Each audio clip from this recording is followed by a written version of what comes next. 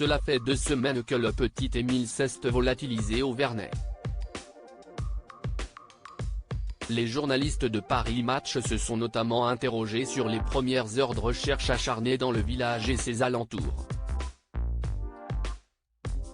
Dans une longue enquête réalisée par les journalistes de Paris Match, on découvre pourquoi la mort du petit Émile a été écartée après seulement 2 jours de recherche sous la chaleur intense de ce mois de juillet.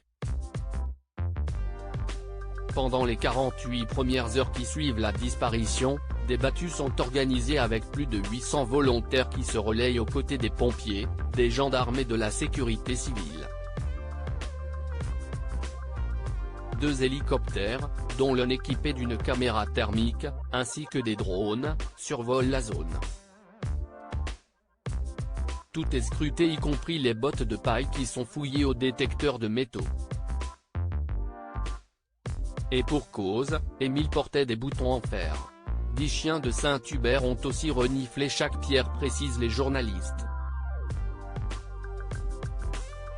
La technique de l'escargot. Selon Nassima Djebi, porte-parole de la gendarmerie nationale, les militaires procèdent par la stratégie de l'escargot, fouillant l'endroit de la disparition puis élargissant le périmètre de recherche peu à peu, en prenant en compte la capacité de mobilité d'un enfant. On a réfléchi aussi en sortant de la logique de l'adulte.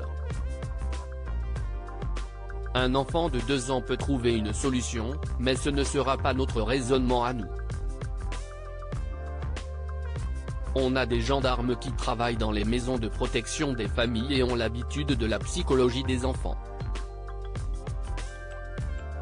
Tout a été fouillé au peigne fin, indique Paris Match. Malheureusement, toujours aucune trace du petit Émile qui a disparu le 8 juillet 2023 au Vernet. Un petit garçon avec un caractère particulier et très débrouillard.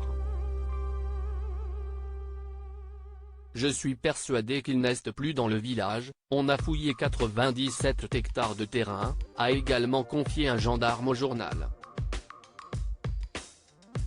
Selon Rémi Avon, procureur de la République de Digne-les-Bains, aucune hypothèse n'est exclue et aucun élément ne permet encore de caractériser une infraction pénale dans le cadre de la disparition de l'enfant.